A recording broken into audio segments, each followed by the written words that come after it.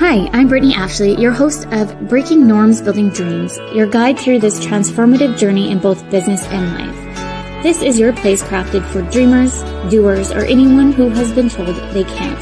Get ready as we challenge those narratives together. You're tuning in live to the United Public Radio Network, airing on 105.3 and 107.7 FM in New Orleans. We are streaming on all the popular platforms every Monday at 3 p.m. Eastern Standard Time. Join me for a candid and thought-provoking conversation celebrating your unique journey because you are worth it. Hello, everyone. I'm so excited to be with you today on a Monday. Welcome to Breaking Norms, Building Dreams. I'm your host, Brittney Ashley, and we are broadcasting live on the United Public Radio Network, UFO Paranormal Radio Network, 105.3 and 107.7 FM in New Orleans. Get ready to escape the next hour as we break norms and build dreams with Isabelle. Thank you, Isabelle, for coming on today. I'm so excited to have you. I am stoked. I am so excited. I've been following you for some time. I always looked up to you. I just loved your journey. But for all the listeners, let me do a quick bio on you. Everyone, this is Isabelle, the co-founder and CEO of LeapZone Strategies, and one of the most inspirational branding, marketing, and customer experience keynote speakers. Isabelle is a no-nonsense dynamo born to catapult passionate entrepreneurs and thought leaders to build business and brands designed to make life better. As one of the North America's top business influencers, bestselling author, two-time TEDx speaker with over 3 million views, let's just raise the roof to that, and TV show host, Isabelle brings 30 years of branding, marketing, and customer experience expertise. She has helped thousands of business owners, thought leaders, as well as some influential iconic brands like A&W, Earl's Restaurant, IMAX Corporation, and HSBC Investments, just to name a few. Isabelle teaches how to grow businesses and brands that are designed to make life better and thrive in any economy by remaining the first, the best, of the only. Nice. Thank you. I'm so excited to have you. I'm truly excited to be here, and I've known you for a little bit as well and following your growth journey, and it's been quite inspiring. Thank you. I've always looked up to you. One of the biggest things, Linda, who was on the show, the past show, recommended me to come and follow along with you and get you as a coach. And I've been through different programs with you, so I'm excited to talk about that later in the show. But the biggest thing that I would love you to share with everyone is how you started with your positioning career. I heard it started about when you were about 8. I know, right? How's that possible? How is that even possible?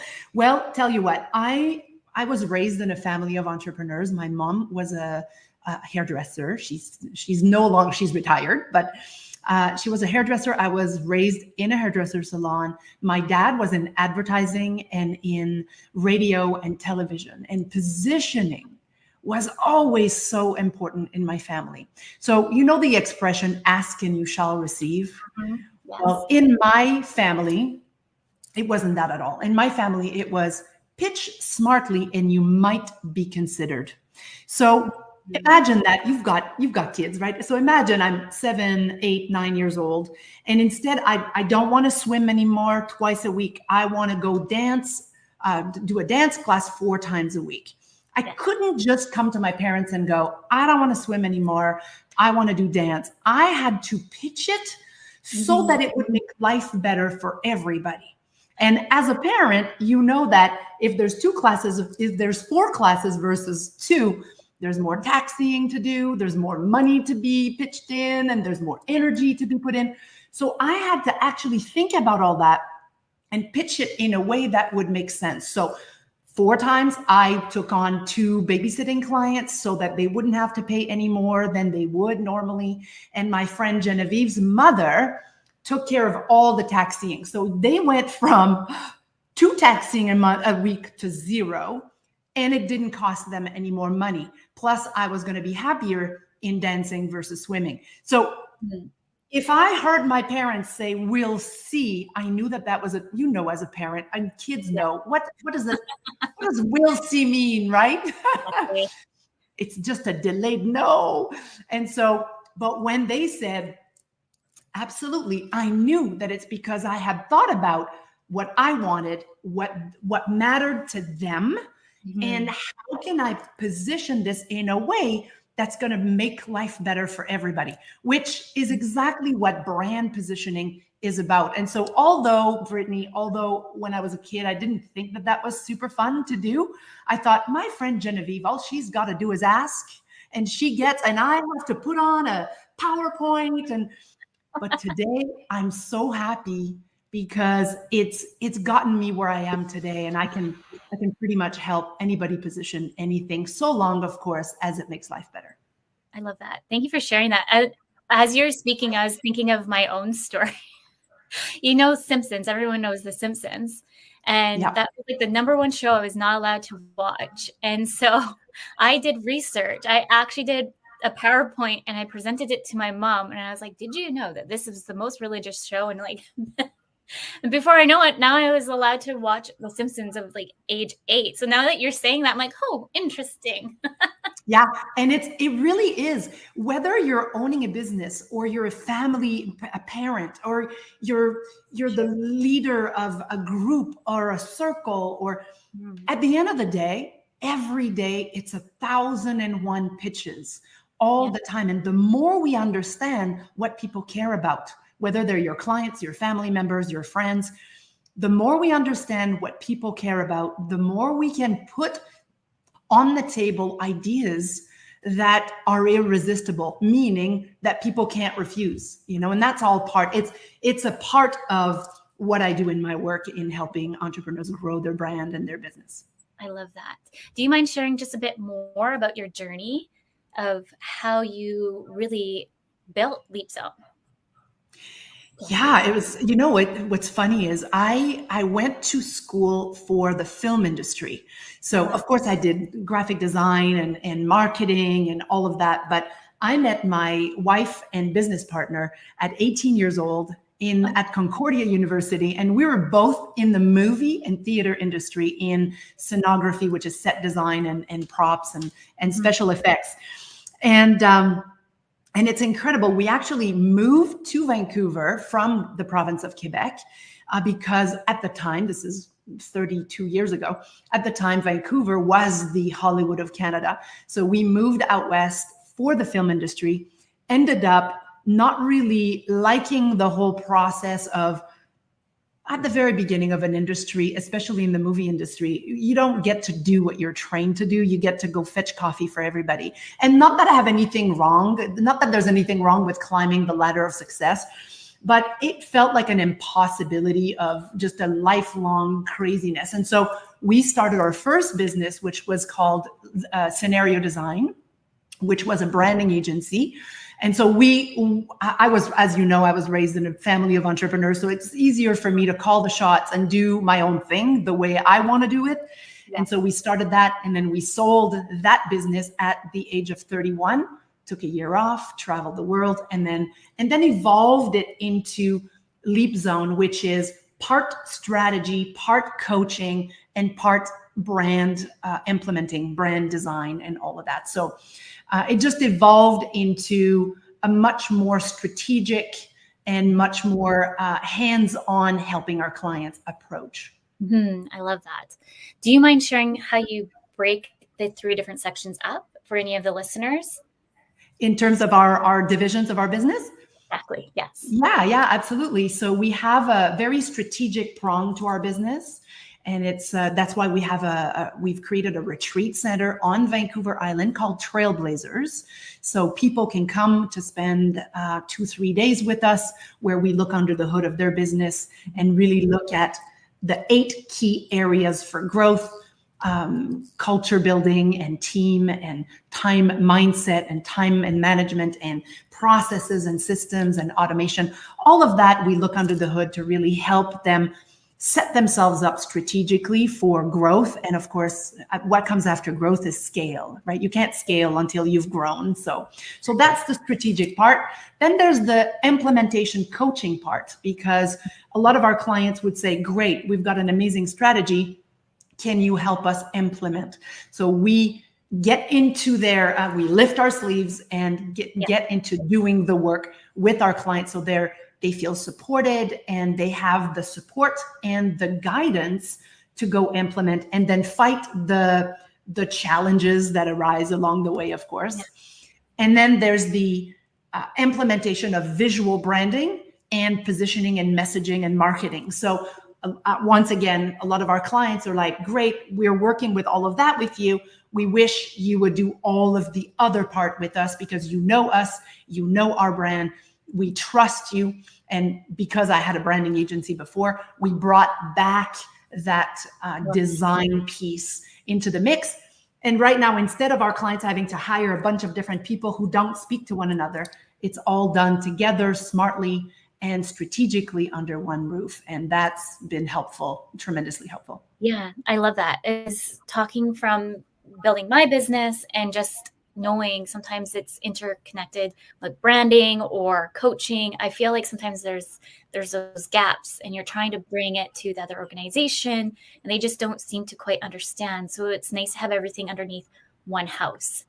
And then there's times where we work with solopreneurs, and as you know, we have a Build to Rock program, which I'm sure we'll talk about in a moment. But so we have services and guidance for solopreneurs and small business owners who are on the pathway of becoming bigger and more profitable and building a team. We also work with $100 million companies, few $100 million companies that have a big team that are wanting to elevate their culture and really build an even better brand from the inside out. So we have a variety, a big range of different products and services for all the pathways of growth in business.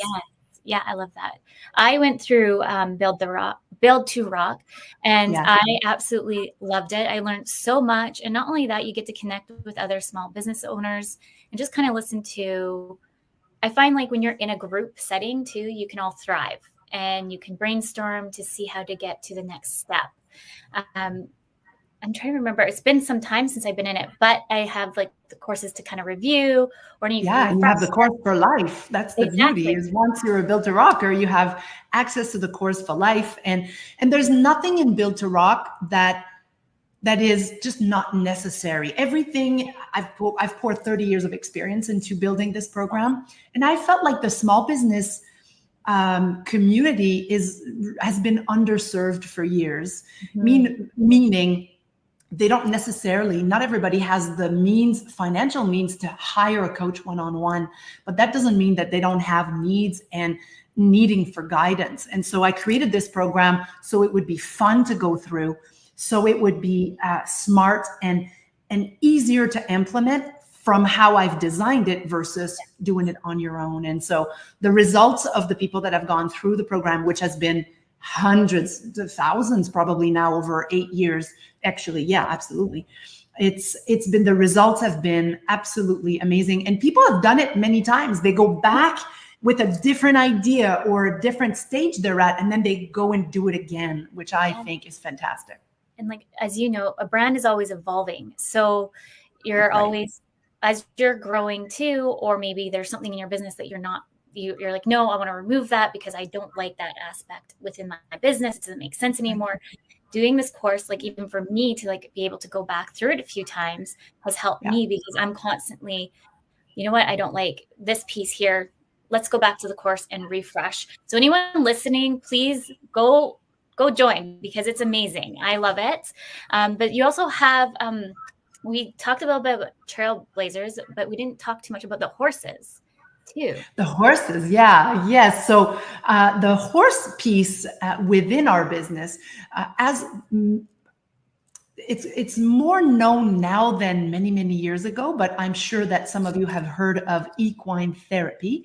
And that's usually, it's a modality that's leveraged with horses, and usually kids with disabilities or people with addiction. And we actually leverage the power of this methodology in working with entrepreneurs and leaders and their teams, because horses are, oh my goodness, we just did a on our Outcome Overcome podcast, we just did an episode specifically on the power and the brilliance that horses have with people.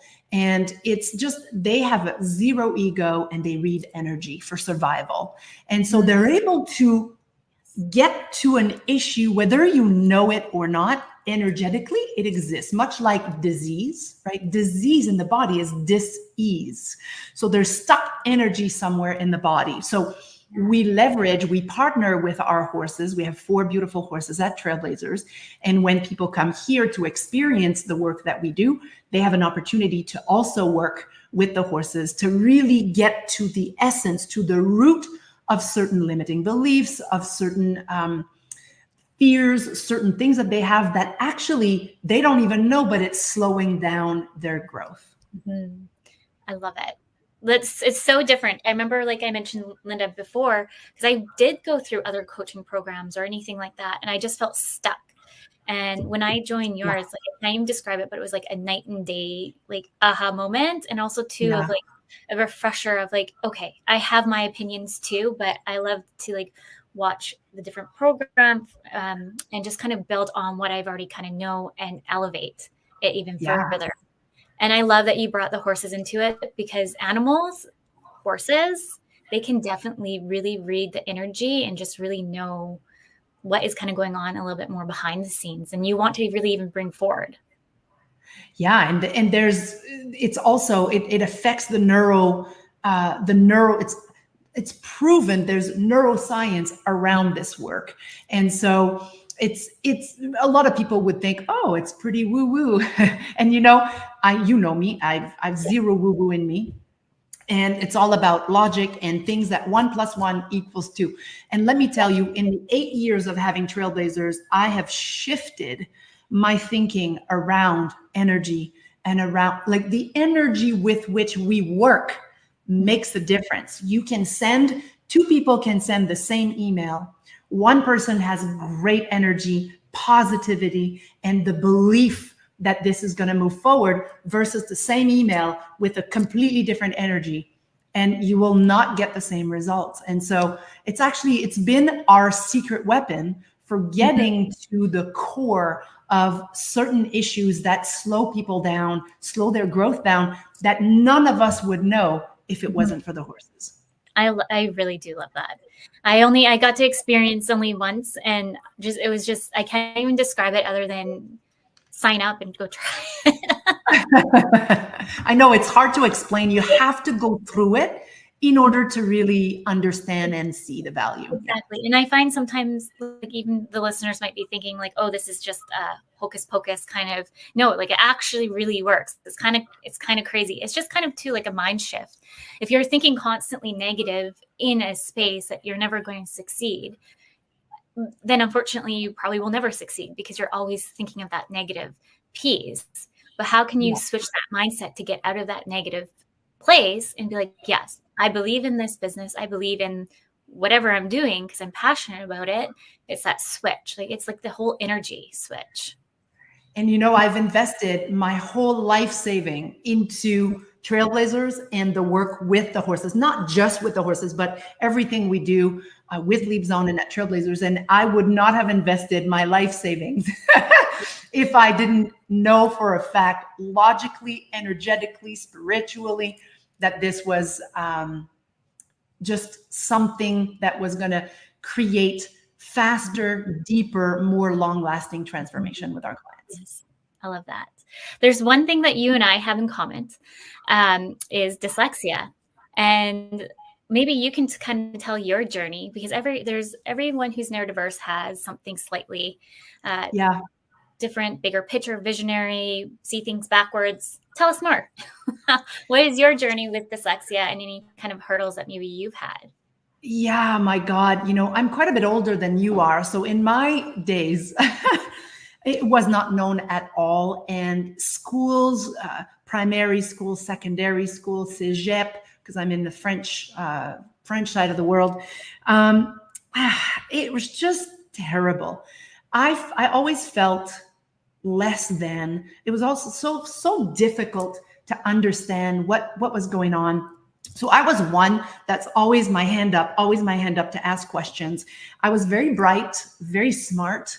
I asked smart questions, but often teachers would say on the report cards, Isabelle is disturbing. She's always asking questions. And I'm thinking, if I was a teacher and I had a student that's that engaged and that curious, I wouldn't be bitching about it. I'd actually be celebrating it, Yeah. But it was in the days where we had to spell with, you probably never experienced this, but instead of going, P-E-T-A, it was No. I mean, it was just ridiculous. Yeah. And I remember having to work so hard to always be with everybody else. Meanwhile, I was quite ahead in my thinking, but because no one else thought the way I thought I was always the one that short-circuited, And I remember, Brittney, I think I was 14, 15 years old. I had to write a 30-page paper. Let me tell you, a 30-page paper on a good day is crazy, even as an adult, And like 30-page paper, it was on the subject of audacity. And I thought to myself, there is no way I can write 30 pages about audacity. How else can I approach this exercise? And we had 2 weeks to do it. And then I made a decision. I thought, I'm gonna prove my audacity rather than talking about it for 30 pages. So here's what I did. I took, and I'm a straight A student. Like I do what needs to be done. I don't take shortcuts. I just work. Yeah. So this time around, I thought, this one's bright. Yeah. So I did a cover, beautiful cover. Audacity is ... I numbered 30 blank pages. And then the back cover said ... this, period. And then I kept it because I thought, ooh, this is ballsy. I might fail. And so everybody was working really hard on their papers and I was already done. And I said to my friends, I'm done, but I'm panicking about it. And anyways, 2 days before it was due, Brittney, imagine that. The teacher comes back and goes, just remember, 2 days from now, your paper is due. And remember, your grade is going to be worth your entire semester. Well, now I am literally shitting bricks. Literally, I am freaking out. So then I go see my mom and I'm like, okay, Mom, I think I screwed up. I think I'm going to fail my semester. I just want to tell you in advance. And so I told my mom and my mom was like, well, it's actually pretty brilliant. So anyways, she said to me something that I'll never forget. She said, Isabelle, at this point, you need to commit to what you chose because every decision, being a good decision or a bad decision or a mediocre decision, there's always a trade-off. And she's like, let's look at the trade-off. You're committed now. If you were on a 30-foot diving board and you were midair, what would you do? Would you commit to your dive or would you, uncommit and flail and then do a big belly flop? So I committed to my project and I delivered it. And of course, the teacher had me sweat like crazy on grades, but he did in the end give me an A+ without having, not without having me sweat in front of everybody and explaining why I had done the shenanigans. He did see the value in what I was demonstrating because he knew me and he knew that I had sweated for a while, right? Yeah. But my point was, this gave me I know for a fact that it gave me greater self-confidence, a much more valuable experience than if I would have actually tried to write 30 pages about audacity. I know that for a fact. I love that. Thank you for sharing that. I'm just like thinking of my journey too. And I actually I couldn't even get into French because my brain just couldn't comprehend it. And so, as you know, we all have to have French class. And so luckily, because I got diagnosed, they used that as a tool for me to learn extra space to get extra help. And so I just remember I was pretty quiet in school. I kind of kept to myself. I wasn't like you with my hands up. I was just kind of, I hated reading out loud. The Oh, I hated reading out loud. I would right? vomit. I Yeah. just super anxious, like all the above. But the one thing, unfortunately, with school, I found this is the whole premise too of why I started the show, is just to tell everyone they are worthy. It doesn't matter Yeah. what label somebody has labeled you as. We are all we are all worthy of whatever we want to pursue in life if we're absolutely passionate about 100%. So so this is like my whole realm of this show is like helping me do my own self-discovery as well. Because even thinking of me speaking in front of listeners like this right now, I'm like, oh my goodness, a part of me, introvert me, like dies a little bit inside. And what I understood, like you, I had difficulty, and in my days, they would have everybody read out loud, right? One after the other, and maybe in yours as well, like you said. So what I would do is I would calculate the people, and then I would count the paragraph, then I would practice like crazy. But then Natalie in front of me, she'd be so good. She'd read 2-3 paragraphs, and I'd be like, oh no, now I gotta start. But meanwhile, I'm not listening. I'm panicking. I'm not learning. I'm stressed as all hell. Yeah. And at some point, a friend of mine, my friend's mother, said to me, Isabelle, fish don't climb trees. And I thought, what do you mean by that? She's like, you just learn differently. Because at some point they understood that my way of seeing things, like if something protrudes out in a 3D world, I see it in. If it's, a blend of this color to that color, well, I see that differently. For years, I thought that was the bane of my existence. And let me tell you, I am now an expert at simplifying content, simplifying meaning, taking the intangible and making it tangible, helping people distill complicated stuff into very simple. And I guarantee you, I would not be as good as I am at that had it not been for my dyslexia and all the crap I had to go through to get to appreciate that this is not a disability for me. It's a superpower. It's a superpower. And we need to own who we are, right? By owning our badassery, then we can step more into our greatness, no matter who we are, no matter what abilities or disabilities or limitations or not limitations. We all have a beautiful combination that is unique, that when leveraged can actually create magic. Yes, 100%. And I'm still like, as I go through this journey, I'm seeing like ways. I now realize why I never fit into a 9-to-5. Yeah. Oh my God. For sure. I'm like one and done. Like if I get it, I'm on to the next. What else are you giving to me? I'm already bored. Yeah, totally. Yeah. So being an entrepreneur, I have like 600 different things, and everyone's like, how do you do it? Like, I don't know, maybe it's my dopamine. It's that I'm able to keep up with it because it fires me up.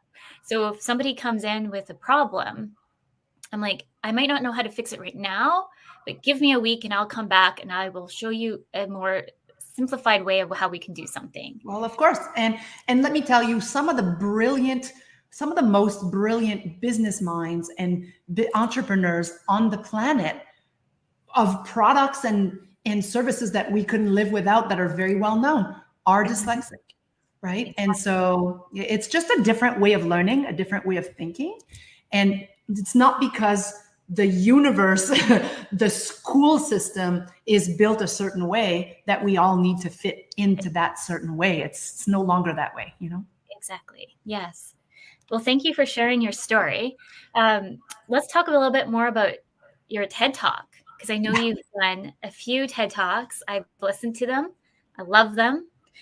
One specifically on the hero formula. Can you talk a little bit more on that one? Yeah, this particular TEDx came about. I was asked a couple times to speak on a particular subject, and I thought, I don't have time for a TEDx. My God, it's just a lot of work. Let me tell you, it's not for the faint of heart. But so I chose to talk about how to diminish worry. And this again started with what my mom said to me when I was 9 years old, which is a completely different phrase than we talked about earlier. I remember being bullied, and I was always worried about, how do I walk to work? How do I come back to school? How do I come back from school? What road will I take? Will they find me? Will I get beaten today? I mean, it was just ridiculous. And at some point, this particular person phoned me, and I knew it was this person phoning me. And I said to my mom, just say that I'm not there. And my mom said, just a second, Stephanie, she's right here. And so and this is in the TED Talk, but she passed the phone to me and she said, Isabelle, if you can't say no to what you don't want, you'll never have the time and the energy for what you do want. Mm-hmm. And that phrase stayed with me.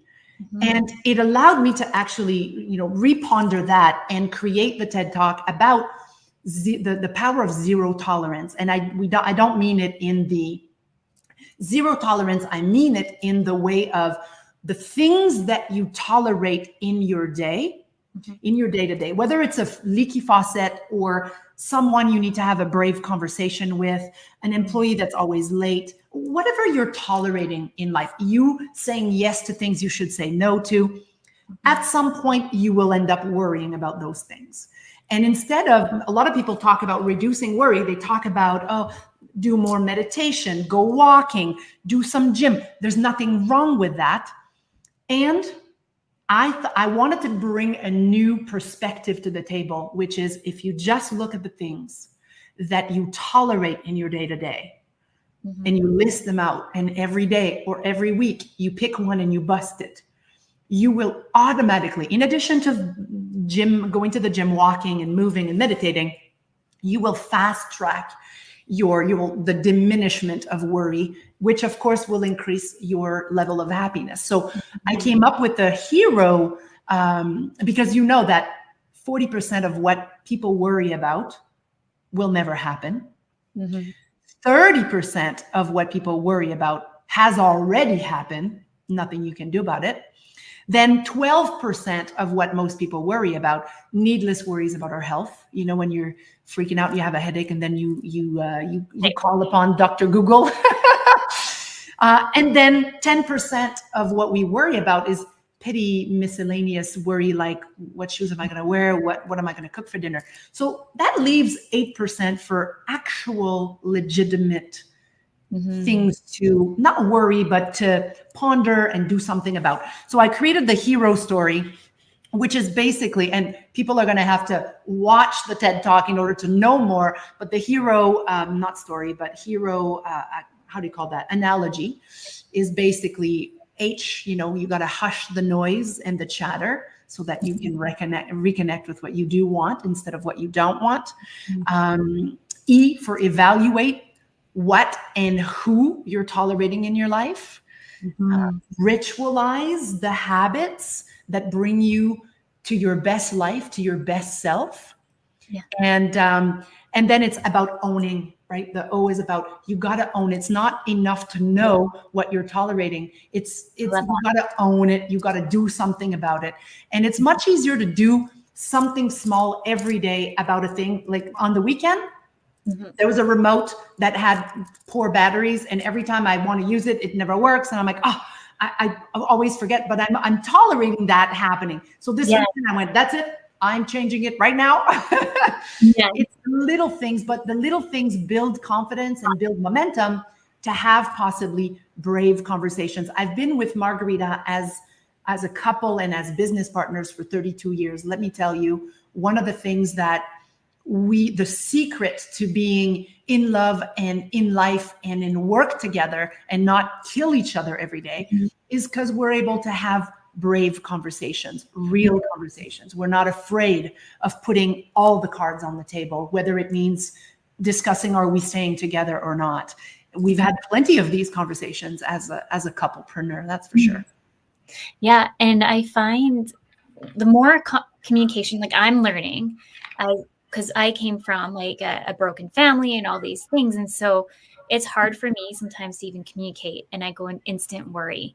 Yeah. And like you go down this spiral effect. And I'm like self-diagnosed too with ADHD, and I hyper focus on certain things I've done or done in the past and just go in this big circle, but fireball.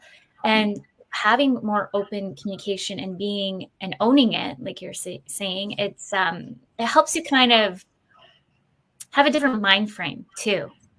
When you start breaking up more communication and being more vulnerable as well, if that piece that might scare you, it helps you take away that worry.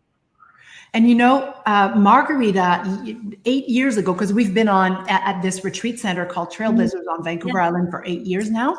But just before that, the couple of years before that, had it not been for Margarita being vulnerable, allowing herself to be vulnerable and to share with me that she wasn't fulfilled with the way the business was at the time, she felt like there could be better ways and faster and better ways to create more connection, more depth in the work that we do with our clients. And I'm someone who's like, I'm on a path, get out of my way, I'm moving forward. And so, right, exactly. So for someone that is more vulnerable, maybe a little less sure, and wanting to open up a conversation that could break what is, it took a lot of courage for her. And I will say, initially, when she said, I want to include horses into our business, I was like, well, she better be talking about horsepower and a motorcycle level here, because, I don't see how else how can you merge equine with branding and business strategy? But by listening and by being open. So she was courageous, but I was also courageous. Instead of going, I could have went like, what? No, I don't have time for this. Let's move on. But no, I just went, hang on a minute, tell me more. And let's have a conversation about that. And our business would not be where it is today had it not been for that pivotal moment of both of us, Yeah, I love that. I think too, we kind of get a little bit sucked into social media sometimes, get sucked into the noise of everything around us, that we kind of forget what's right in front of us. And so being mindful and open and communicating that helps you build that stronger relationship too. Totally. Yeah. And I mean, being in business to begin with is challenging. Being in business with the love of your life, there should be an award for this, is what I'm saying. There should be an award for this. And for those of you who would love to know more about the equine work part of the work, not necessarily our work, but more about how the power of horses on human beings and on neuroscience. Our last Outcome Overcome podcast episode is about that on our website. Yes.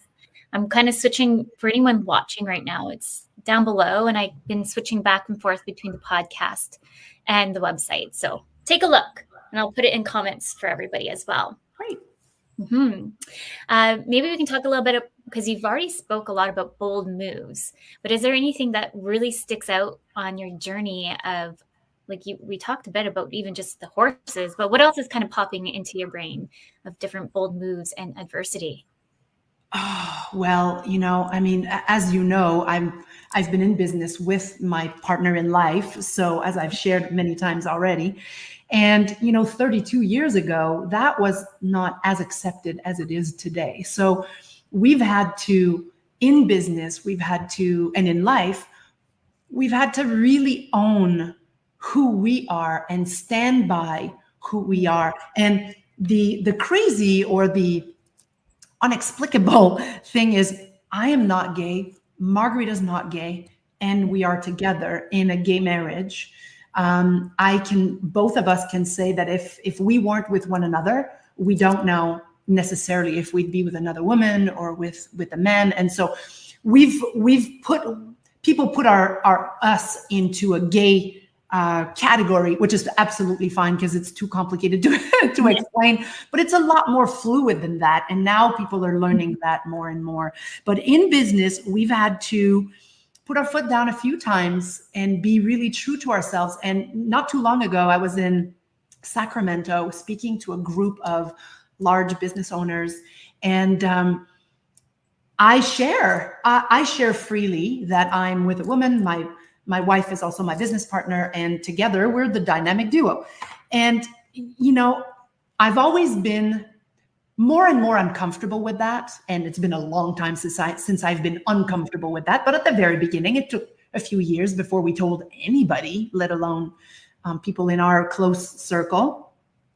And recently, when I spoke to that group, there's many people after that came to me after and said, we think it's so inspiring when people own who they are, the good, the bad, the ugly, the unsure, and I thought, I don't quite know how else to be but myself. Mm-hmm.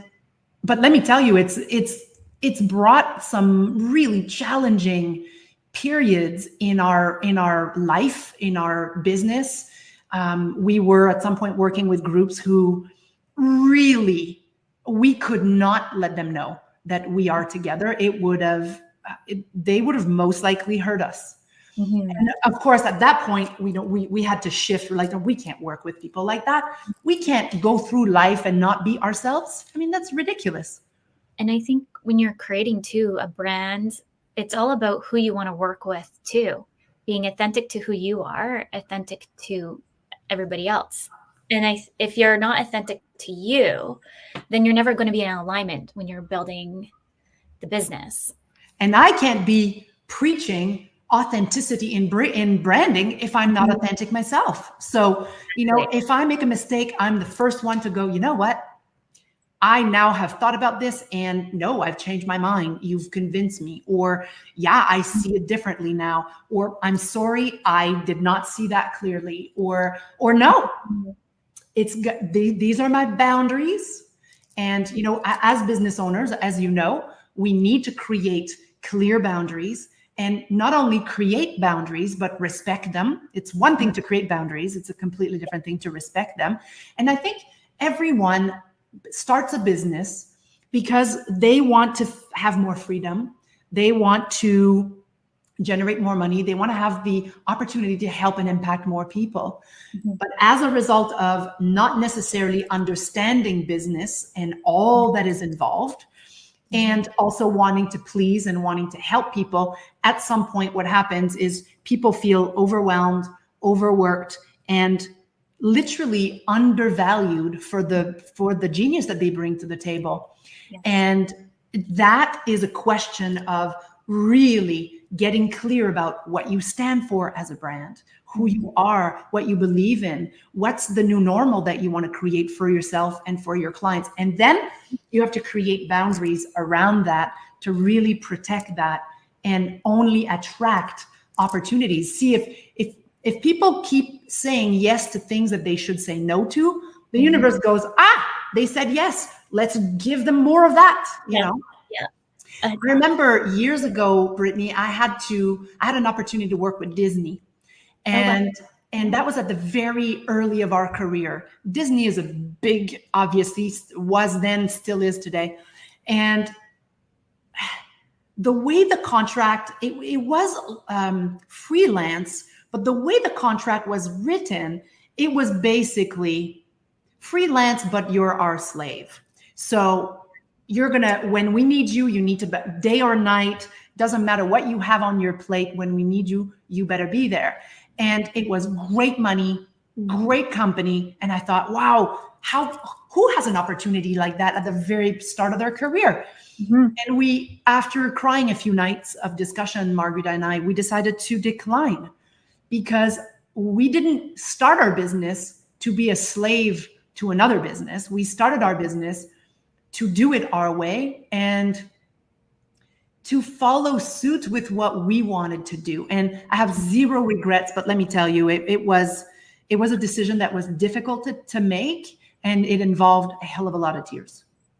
I can definitely see, it's when you're just starting a business and something gets put in front of you to that scale, it's just kind of, how do you even, part of you is like, how do I not say yes? And then family members, right? They're like, come on, you can't say, you're starting. You can't be all of that in a bag of chips when you're starting. And I'm like, no, I'm not saying I'm not willing to work hard. I'm not saying I'm not willing. What I'm saying is I'm not willing to become a slave to something that I don't agree with, And so by having strong beliefs and strong boundaries around that, I believe that it set the universe straight, and the universe was like, oh, these women, these girls mean business, and they're not going to dink around with this. So let's give them more of that, Yes, Yeah. I love that. I think too, now I'm almost coming in my, I don't even know, we stopped counting, maybe 5th year, 4.5, give or take. I'm just finally like, no, boundaries. What are my non-negotiables? I tell all of my clients this, but I'm like my own worst client. What are the non-negotiables? What are my boundaries for me as a mom, as a business owner? How do I see this growing full scale? Like all the questions that I usually ask, but not for myself. And so this year I'm calling it like the year of a cleanup. What's the year? If these automations aren't making sense anymore, what does make sense? If you're attracting these kind of people, why? If you're saying yes to these things, why? That's right. Let's do like a self-evaluation. Even though I feel like this year hasn't fully started, it has fully started, but maybe I'm doing like a full kind of evaluation of me Yeah. in a way. And Like I ride the wave with because I told you about the kiddo losing daycare. So I feel like everything kind of shifted in a way, but I feel like everything happened for a reason for me to reevaluate how I've been doing things a bit more. And then, going back to the authentic piece is I'm really trying to say no. And I know usually I'm like, oh, like I'm all talk about it, but lately I'm like, no. You got to say no and mean no. And it's the best movies have got amazing scenes on the cutting floor. The best books have got some of the best paragraphs left not made it in the book. It's not just to say no to the things we're clear. Like it's actually easier to say no to the things we clearly don't want. Where it gets tricky is great opportunities and great, amazing things that could totally be a yes, but you still need to say no because you can't drive yourself so thin that you can't actually do great work, right? And one of the strategies you said at just a moment ago, you said, I'm my worst client. One of the strategies at LeapZone is to treat your own self and your own business like you would treat $1 million client. When $1 million client calls and needs any client for that matter, but I'm saying million because it would be like if Oprah called, I'd be there, But the thing is, it's easy to say yes to clients and to help them and to put a bunch of things aside to help a client. At LeapZone, we've always treated LeapZone like one of our top paying client. I'll give you an example. Last week, every 8th week of the year, so 8, 16, 32, move on. It's a week where we just work on LeapZone. We don't have any client meetings. We don't deliver anything. We just look, we assess if there's a brochure, a video, up-leveling the website, creating something new. We're creating a new group coaching program, Margaret and I. I created the promo video, the info page, all of that. I can't be doing that in a week where I'm back-to-back serving clients. I have to, and for me, I've tried a day here or an hour here and an hour there. It's just not enough. I want to be focused for a whole week and get 1 million things done and done well. So that's our way of treating ourselves like we are a high paying client. And it pays off because I wouldn't be where I am today if it wasn't for my boundaries around that and my dedication. I have to be as dedicated to LeapZone as I am to my clients. Because in the end, if I'm running on 2 wheels, how can I help them have 4 aligned wheels, Yes. It's so true. So true.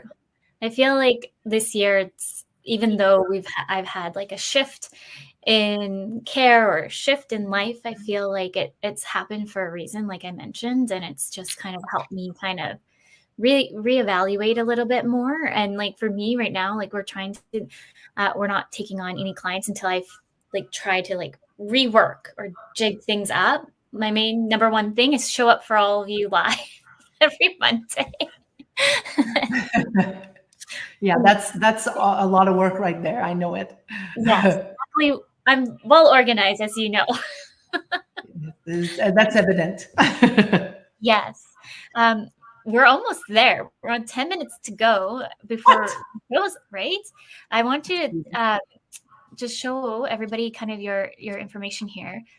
From maybe you can talk about from hot mess to organized, what this one is all about, the masterclass. Yeah. So the masterclass from hot mess to organized success, that's where I share some really tangible strategies and tools to help organize yourself, not just yourself, but also, your business. I share tools that I use all the time to really keep me organized, keep me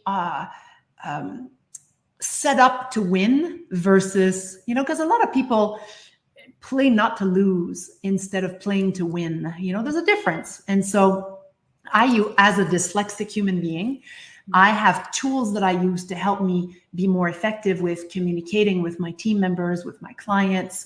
I share those tools in Hot Mess to Organize Success. I'm also a big believer in templates. So I never do something from scratch very often. I always create certain things, and then I go, like proposals, for example. Yes, every proposal is different, but there's a base that is the same.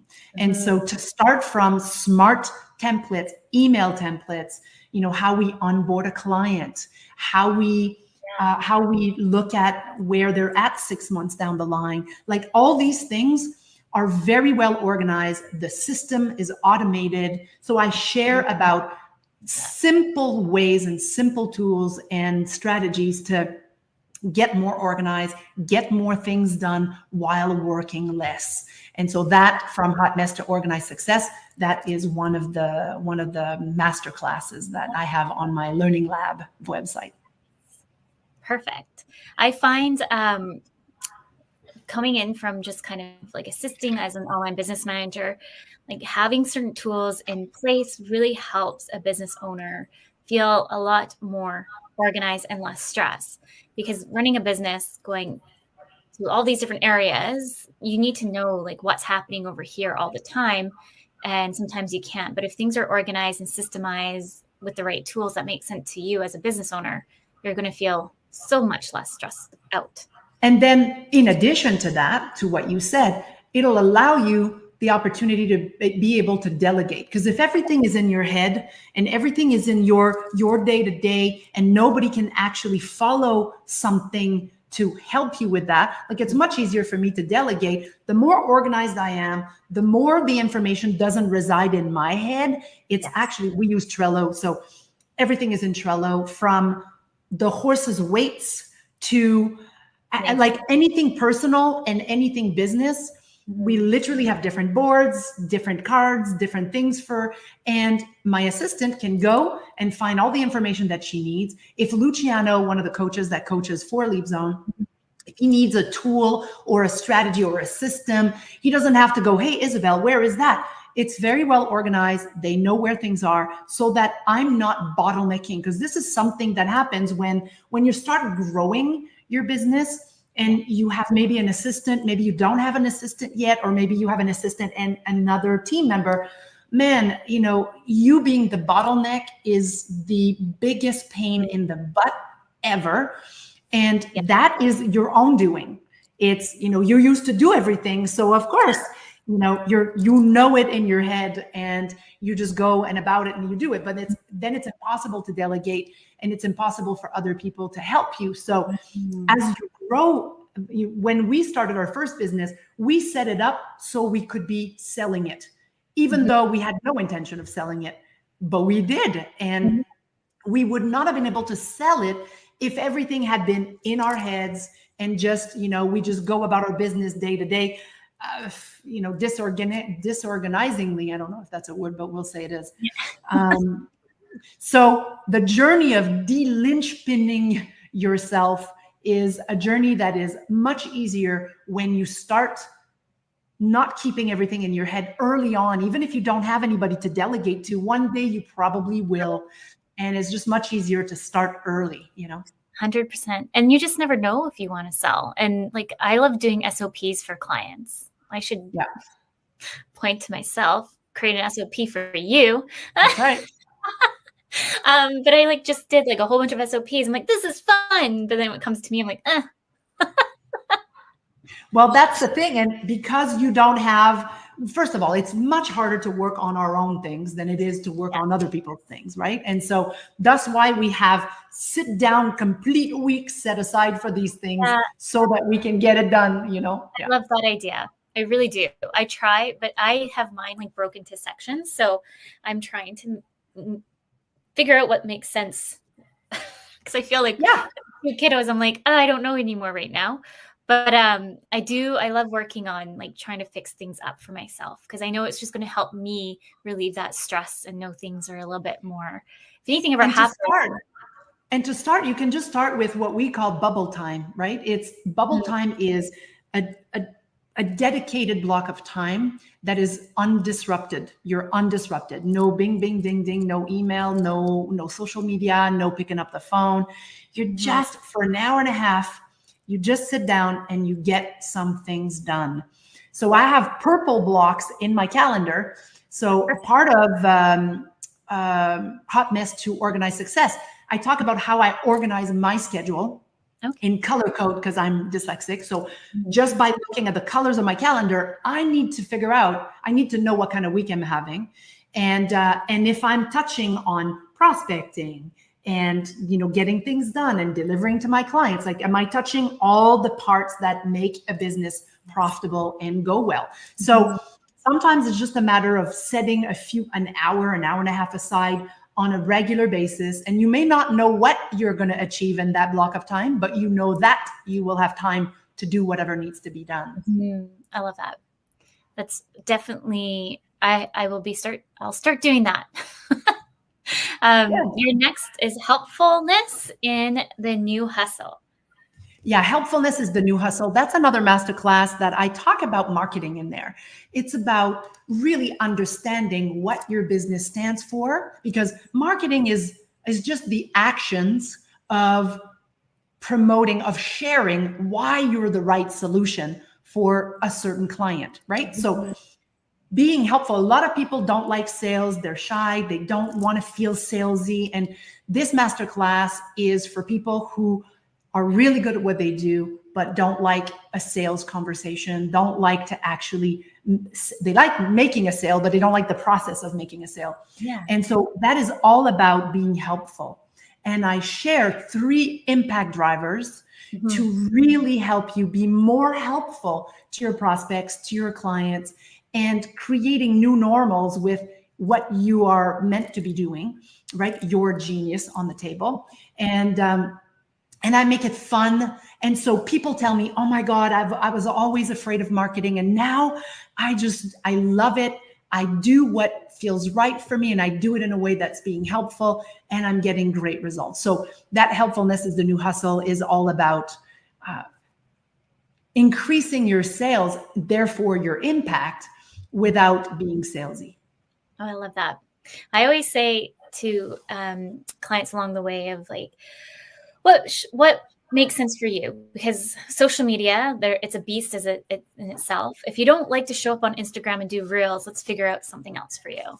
That makes sense for you. So you're not feeling, because you might feel salesy if you're showing up on Instagram and it's not in alignment to you. And it's all about the alignment of what makes sense to you and what you feel comfortable with. This particular person loved YouTube videos. I'm like, well, that's amazing.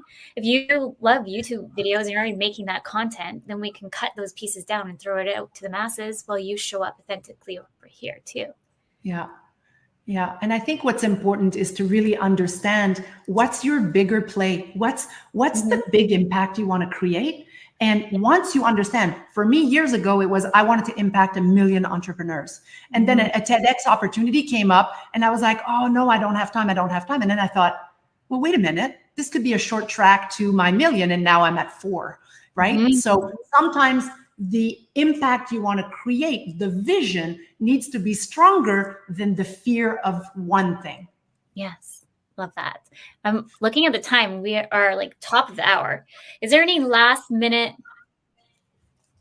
tips, tricks, right before we jump off here for any of our listeners. I have all your information here for anyone listening to come on to the show and look at Isabelle's website, podcast channel, YouTube channel. I have them all going here.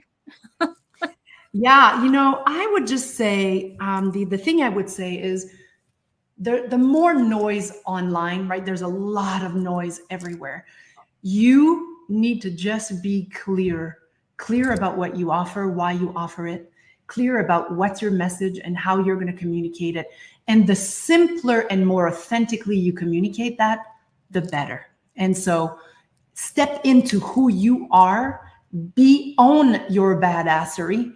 And one of our taglines is permission to be bold, granted. Permission to be you, granted, right? Permission to be a badass, granted. Yes. Love that. Thank you so much, Isabelle, for coming on the show today. It's been a pleasure. I can't wait to have you again. For all our listeners and the United Public Radio Network and the UFO Paranormal Radio Network. Next week, we have Marianne coming in. We're talking about system automations, her journey. So with that, until next week, remember your journey is unique and your worth is